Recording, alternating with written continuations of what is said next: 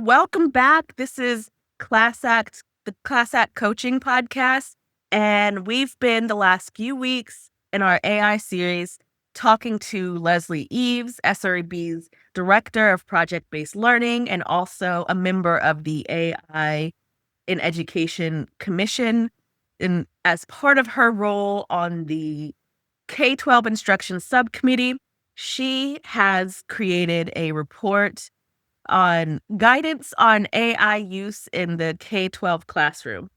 And that's a free report. You can go get it and download it right now. And so the last 3 weeks, we did an intro to the report itself and how you can start using AI. Then we talked about the report has 4 pillars in it. We talked about the first pillar, which is on creating cognitively demanding tasks for students in your classrooms.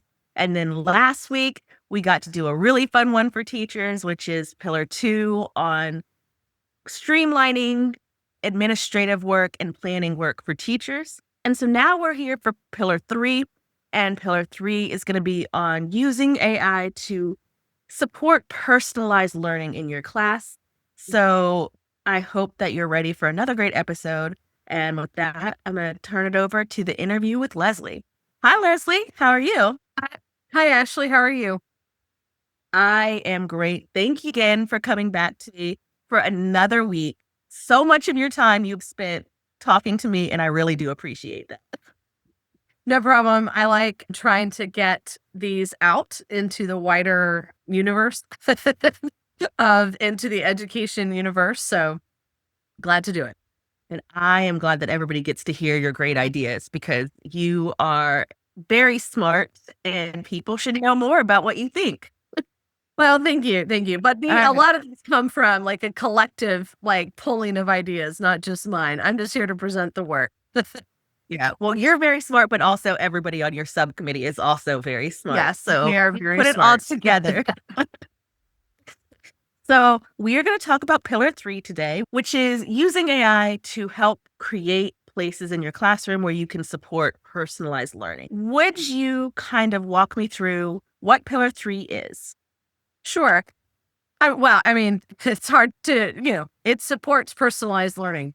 Basically, that's sort of, I don't know how to say it better in those words, but it is where, in a teacher in the classroom, you've got students who are at all different levels, all different, you know, likes, dislikes, passions that they may have that, that they want to connect the learning to. And so how do you support each student when you are responsible for all students? So, AI can help that in multiple ways. And so that, the teacher can be more purposeful in working with students in small groups, one-on-one, while not allowing, where the learning can still continue, but it can also support learning at home better, especially if parents don't always have the knowledge, right, to support kids at home. You might be able to use different AI systems in order to do that. I like to use the example is I love math. My daughter does not want to learn math from mom. We've tried. I have tried. I tutor kids and she does not want to learn math from mom. And also I have a fear of writing, which seems weird because I helped to write this report, but I'm just, in all transparency, grammar rules, structure of paragraphs, trying to find the main idea, it throws me into a heart attack. Like it might, like math might throw other parents into a tizzy. So, you can use different AI tools that are there to support the learning process at home, even if the parent isn't, that isn't a strong place for the parent. Did Okay. that make sense? That made perfect sense. I think that was a great answer. And I do want to pull something from what you said, because coincidentally, this week or last week, as part of I'm writing a series of posts about what I learned at our coaching conference in May. And I wrote one on differentiation for coaches. So it was for teachers. It was talking about how it's just as important to do this when you're supporting teachers, because a teacher that's an advanced teacher that you're like, oh, I'm just going to let them do their own thing. They've got it. I'm going to focus on the lower level teachers that maybe are struggling right now. Well, then that teacher wants to grow and they want to improve. That's how they got to be so advanced. And they're not feeling supported. And then they leave. And then next year, you don't have that teacher that's doing so great. So that's why it was kind of the idea of it's important to support every one of your students or every one of your teachers. I feel, and correct me if you disagree, I don't think you will. That's a part of why it's important to try to find ways to support all your students. It's not just the low struggling ones. It's the ones that are like above grade level that are bored in your class because they're not learning anything. And they actually are the ones that want to be learning. And so it's not just when we talk about personalized learning, it doesn't have to just be, oh, I have these students that are struggling with reading. I need to get them up to the rest of the class. It's what can I do with my advanced students to make this better for them? What can I do with my on grade level student? What can I do with my low level students? What can I do to support every student? Is that correct? Yeah, yeah. And I would say, I think when it comes to how we learn and what that looks like, it really is different for every kids. We can group kids. I always, when I talk to teachers about differentiation, I also always want to be pretty to make sure that we are differentiating or putting kids into groups based on the content that we're getting ready to do. And sometimes we can say our advanced kids are here, middle, low. But the problem is that advanced kid may have a gap of learning in this thing that we're getting ready to do. So we're just always having to be mindful about where our students are with this thing that we're trying to teach them in this moment. And AI can help support that because the students can have help right at their fingertips that's tailored to where they are particularly struggling in an area. And, right, it might also be able to tailor a answer or a solution or an explanation to something that is of interest or that they know a lot about. It can make those connections for the student. So it can be that great thing where it can be a tool that students have at their disposal to get support in the moment while waiting on the teacher to come around and support in more, to support more directly. And I like that because one thing that always, I'm going to say scares me. I don't know if scares me is the right word, worries me about any type of grouping of students like that. Like on one hand, I get that how it's beneficial, but on the other, I'm like, oh, even if you don't call it the good group, the bad group, the okay group, like they're gonna know, oh, this is a group of students that are like everybody in the class is gonna see. And it always worries me that I'm basically saying, hey, class, this group over here is the ones that are struggling and don't understand the material. I like the idea of that they're doing this on their own, so nobody has to know what category they're in.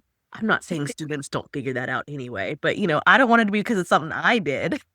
Right, right. No, I think that's preserving ego is just a huge part, I think, of teaching because if students start to feel like they can't do and they don't have the tools in order to do, and they get into that defeat mentality, it's really hard to kind of climb out. So using any kind of tool that can help support the students where they are building their confidence, that really is the goal, is we want students to learn how to learn while they're learning content.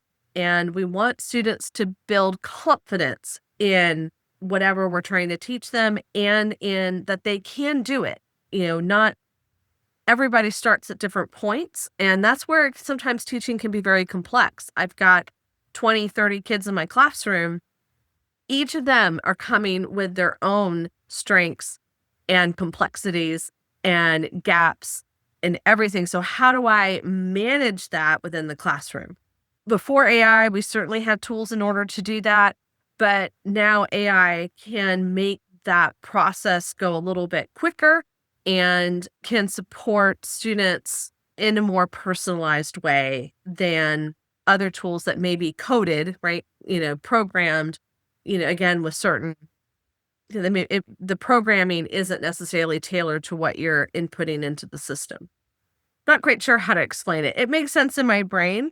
So any listeners, I am sorry. I'm trying my best to understand how AI works and all that. Well, how about, can you maybe give us some, to kind of clear up what you just said? An example might help, maybe a way that you've seen it used in this manner. Sure. So I think one opportunity with this pillar is, and I really feel like this is where we are still in the infancy of this technology. So some of the ideas that we propose in the pillars document are things that are technology that's just now being created and may not be completely perfected yet. So I always want to have that caveat. But there are a couple things that came up in our literature that I was kind of excited about seeing, and then teachers are starting to use. So one is intelligent tutoring systems. So if I am, if I have access to this tool, and I think Conmingo might be an example of this, where I can get answers to my questions in the middle of something, right? And see an explanation and even ask more follow-up questions. So the tutoring system is helping me to learn what I'm trying to learn right now. This is great for, if you're in the classroom and we're doing some PBL work and you hit a learning, like you hit a barrier and you got to get some information quickly in order to get over it. Maybe the teacher's already covered it in direct instruction. Maybe it's a not yet that they have covered it in the direct instruction, but you need an answer now or you need support now. You can have Conmingo or other intelligent tutoring systems to help you with that. Or this could be used at home doing homework. Homework is supposed to be where students can get independent practice, where they are able to practice things without the teacher in front of them. However, that's also sometimes where students have the most difficulty because they don't have ready access to somebody who can answer questions. And parents may or may not be able to answer those questions.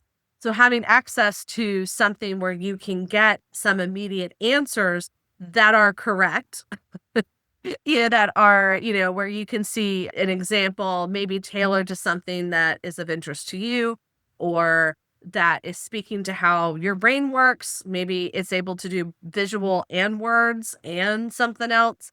Then it just helps, keep pushing that learning forward. And similar to that, and this is where I'm not entirely sure this is available yet, but I did read it in the research and I was kind of excited about it, is adaptable or customizable textbooks, like online textbooks that may be powered with AI, where as students are reading and they want to see, like, hey, I need to see this in action. Maybe they type in a question and it can pop up a video that helps explain it. Or what's a follow-up resource on some more information on this battle? I'm really interested. I'm reading history, right? That they can actually get access to. So that, I guess what I'm trying to say is, instead of a textbook being this 2D window into just this thing and just having sort of text and pictures, you now create sort of this 3D learning experience where you can go more in depth into areas that might be of interest or that might help you better understand what you're reading, and then kind of go back into the textbook. I haven't had an action, but it did come up in the research. So I was like, well, that sounds really exciting. I will tell you, I believe that fully, because I won't name the university, but where I taught for a long time, I was in charge of the textbook, and we had an online textbook for 1101 and 1102, and it was not quite where you're saying at the time that I was there. At least it's been a couple years. It could be there now, but it Yeah. was an interactive textbook that it was online, and it would have videos at places, and there would be stop points where you would get a question that you would have to answer in order to move on to the next part of the book. So it was definitely moving in the direction of what you're saying. And that was a few years ago, I'm sure. And that was before the big push with ChatGPT and generative AI. So I'm sure it's only grown from when I was there, and it was already moving in that direction when I was there. So I see it definitely, if it's not there yet, being It's very, coming.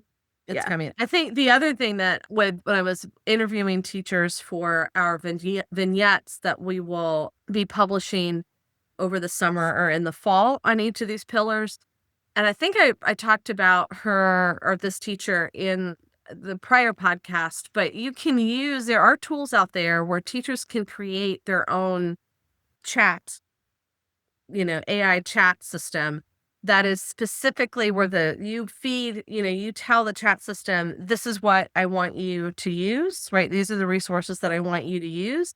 And then you can actually, where the kids can interact with the chat system while they're helping to solve the problem, but it can be a brainstormer, but it's drawing from specific resources that you actually feed it.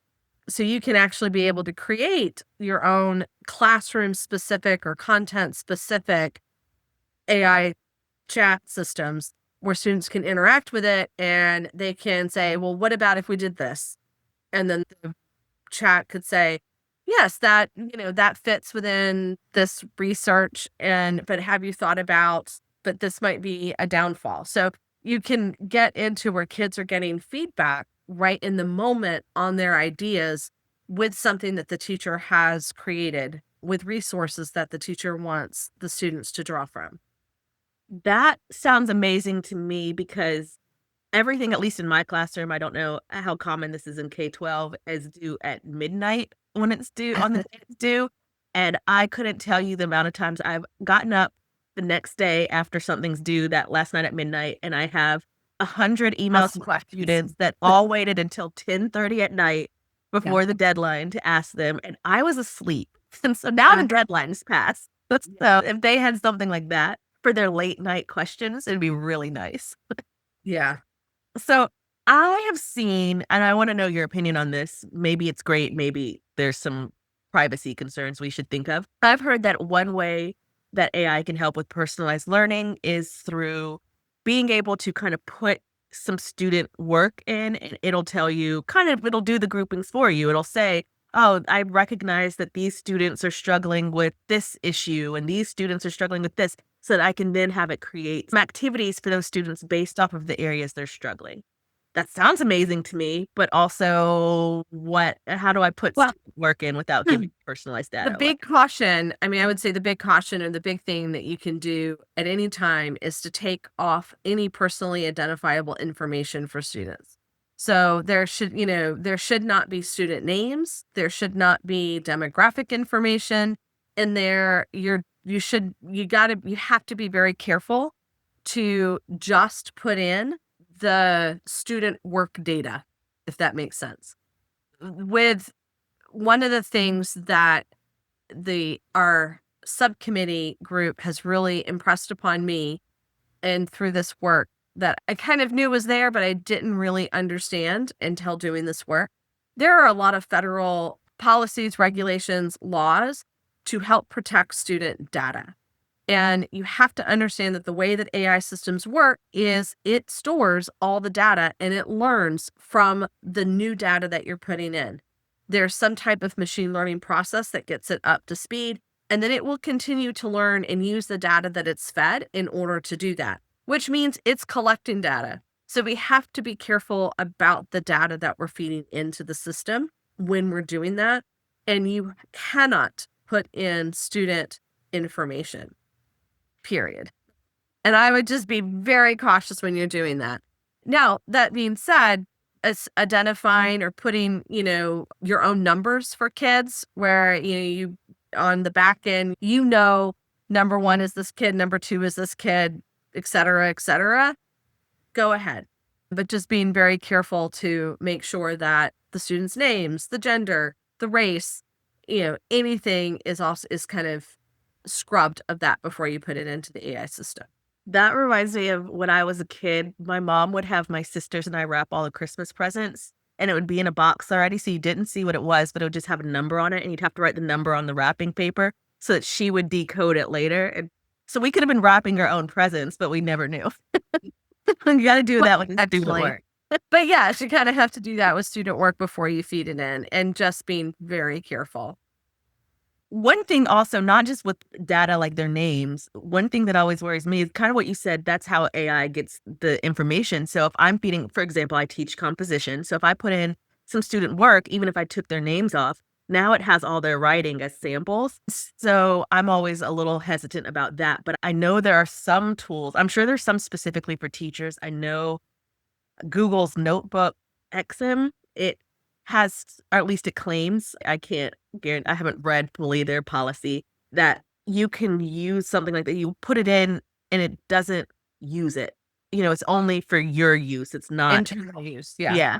And I would think that'd be something that you would want to look for in a tool. We're gonna talk about your checklist at some time, but I will mention it really quickly. We do, along with the report, Leslie and her subcommittee created a checklist for when you pick a new tool to use in your classroom or school.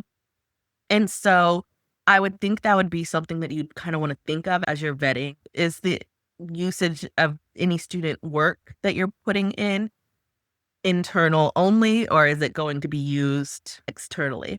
Just Yes, yeah, that is definitely something that we have published as a kind of a companion piece to this because it is super important. Yeah. all right. So we talk kind of in general about how to personalize it for students, but I want to talk specifically about a couple of subsets of students. Is this a tool, or are there ways to use AI to help support personalized learning specifically for maybe somebody with learning, a special learning need like dyslexia or a behavioral issue or autism, or I'm just trying to name all the different things that it could be, a disability, they're blind, whatever it might be for that student. Is this useful for those groups? I am sure there is. I think again it's still in its infancy about what that looks like and how to use it, but you can certainly tailor different resources for students using AI. I'm thinking one about translation. So if you have a lot of ELL students in your classroom, I have known teachers to not only use this as a first step for translating, and then they can take it to somebody else in the school who will give it a once over. It just cuts down on the time for that one person because sometimes it's one person in the school that may be able to look at the language and translate things. So it allows for teachers to be able to do that in the moment. Where dyslexia is concerned, and I haven't seen this, but I don't think it's outside the realm of possibility that you can translate things to the dyslexic font. I'm sure it has a better name than that. I know in our household, we've used that for my daughter's ADHD because it weights the letters at the bottom so that you're more likely to see the letters in rows and they don't dance around on the page. I think that's how it works. Please don't come at me if it's a little bit more complicated than that. But I know that it was really helpful in our household to be able to convert websites, anything that she had to read in the dyslexic font. And so now you might be able to use AI where you can automatically translate those things where you might not be able to on certain web pages. The font didn't always work, but you can put in a text and have ChatGPT convert it for you. So I know that's sort of like very basic stuff for personalizing learning using AI, but it is certainly a great first step. At the very least, I could see it. I know when I first started teaching and I had a lot of autistic students, and then I had for a while, a lot of students with dyslexia. And I didn't necessarily have any idea of how to do anything special for them. I just knew I wanted to. And I would have to research on my own, like, what can I do? What tips can I give them? And I would think now that this might be, if nothing else, just going on to there and being like, hey, I have some students with X thing. I want to make learning easier for them. Do you have ideas for me? Yes. Yeah. It all Yeah. tiny things like, oh, I was like, get an index card that's a bright color and have them, for whatever reason, that helps them focus. Just tips like that I would have never known on my own. Yeah. And with anything that's come in AI, I still think the caution would be to, yes, try it, come up with ideas, try them out. they may or may not work, right? AI, can sometimes give you hallucinations, or it can give you data that isn't necessarily supported by current research because it's pulling wherever it's pulling from. But absolutely using it to get ideas and then trying those ideas out with your students. But just don't think that AI is going to give you the magic bullet because Yeah. it's there yet. And also, I kind of look at it like how I tell my students to use Wikipedia. Wikipedia is a great starting point, but then, maybe go at the bottom where the references are and find Yes. the actual sources for it. Don't quote to Wikipedia. Yeah. And you can ask AI, what references are you drawing from? And then go to those references and make sure that the information that you're getting is legit. So, yeah, you can definitely do that. All right. So I have kind of the next two questions I have for you are on risk and cautions. This one is just, can you over personalize your learning? Is there anything that you need to use now that you have AI and you're like, oh, I'm going to create 25 different lesson plans in my class? Like, when's the line? Well, Or if any of my former students are listening, they would probably say, you got to kiss it. You got to keep it simple, silly. When in doubt, don't try to go overboard with everything, but, use one tool and see how it works and see how it's supporting your students or not supporting your students.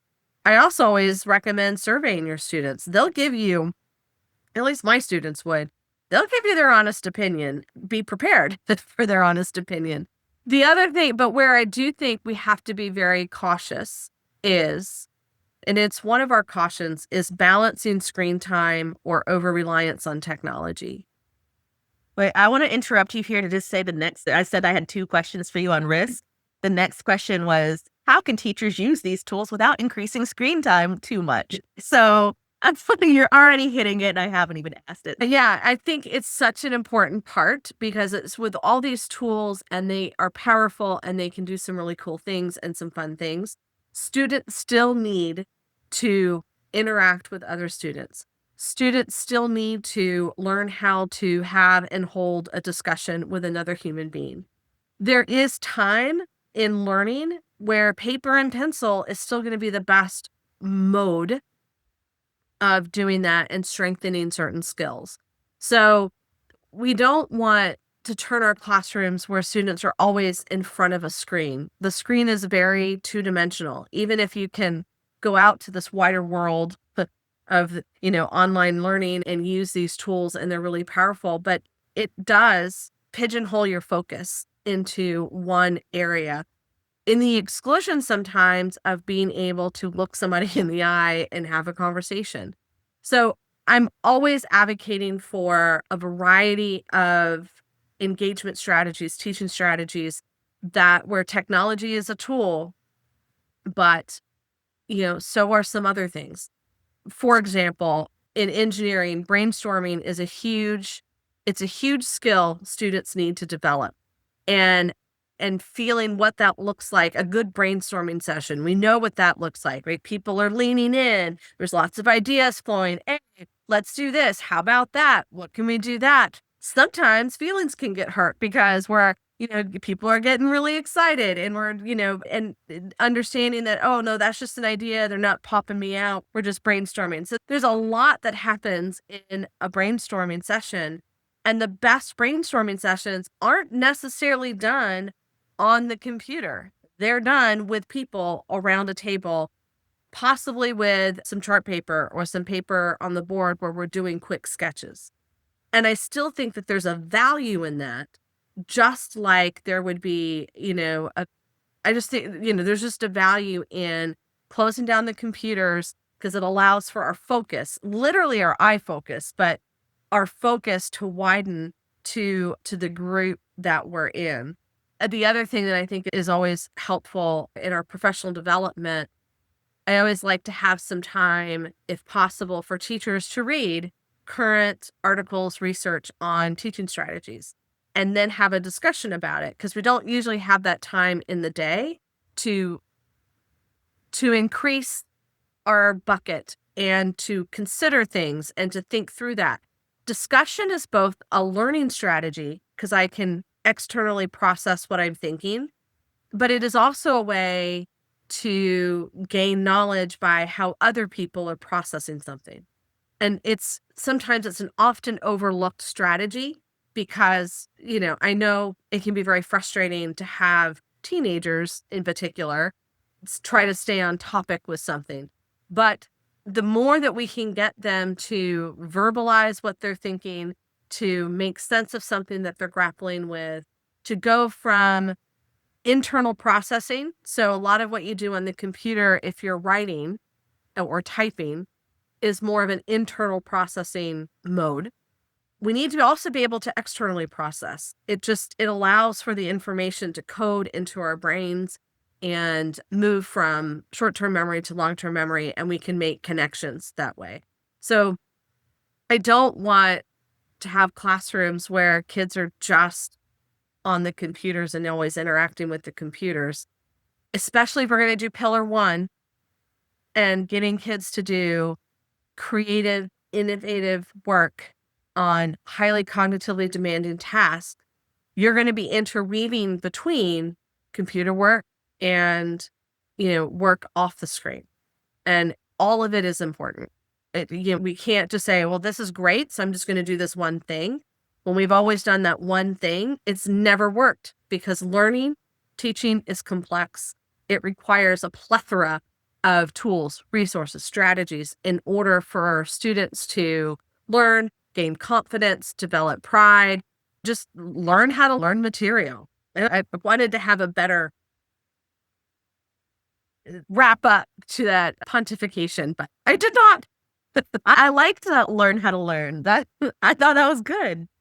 I have something because you brought this up in one of our past episodes, and I want to bring it up again because I think that it fits here, which is the idea that not every school is going to have access to these tools. How do you just have to just use it in your classroom? Well, I think if you have access to it as a school, I would use it.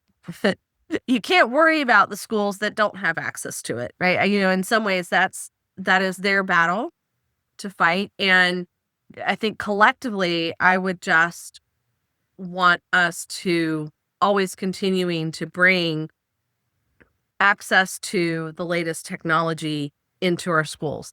If I am able as a teacher to bring this into my school and it's gone through a procurement process and the school district wants me to use it, if you aren't there yet, don't force it.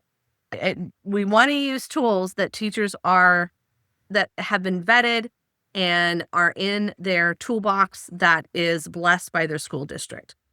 We know that students are going to access these at home. That home is a place that we can't control.